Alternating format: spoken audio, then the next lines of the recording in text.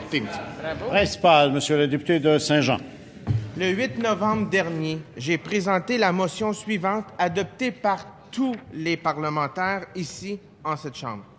Que l'Assemblée nationale souligne l'apport des organismes d'action communautaire autonome au développement social et économique du Québec. Que l'Assemblée nationale demande au gouvernement de rehausser le financement des organismes d'action communautaire autonome. 4 mois plus tard, à quelques jours du budget, est-ce que le gouvernement libéral va respecter leur vote ici en cette Chambre? Monsieur le ministre de l'Emploi. Alors, mon collègue a assez d'expérience pour savoir qu'on ne dévoilera pas aujourd'hui le contenu du budget. Je pense que c'est prévu pour dans quelques jours, je crois, Monsieur le ministre des Finances. Alors, il n'y a pas de changement, non. On verra à l'intérieur du budget ce qu'il y a. On l'a répété souvent ici de ce côté. C'est pour ça qu'on a toujours appuyé les organismes communautaires. Ils sont importants. Ils sont répartis partout dans les régions du Québec.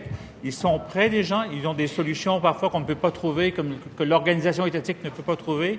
Nous les avons appuyés dans le passé. Nous allons continuer de les appuyer. Aujourd'hui, si je me souviens bien, c'est près d'1 milliard de dollars investis dans les organismes communautaires pour soutenir chacune de leurs missions.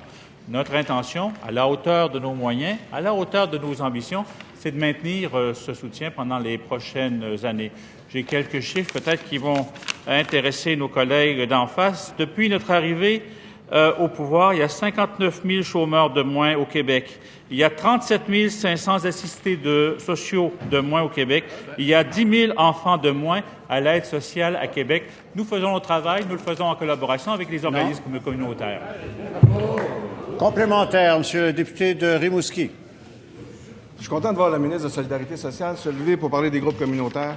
Dans sa partie de fonction, il y a à aider au financement des groupes qui défendent des droits. On a vu comment c'est important, les groupes de défense de droits. On l'a vu dans le dossier des aînés récemment. On fait reculer le gouvernement. Mais le ministre a un énorme préjugé par rapport aux groupes de défense des droits. Selon lui, les groupes de défense de droits ne servent qu'à mettre de l'huile sur le feu, qu'à monter la tête des gens.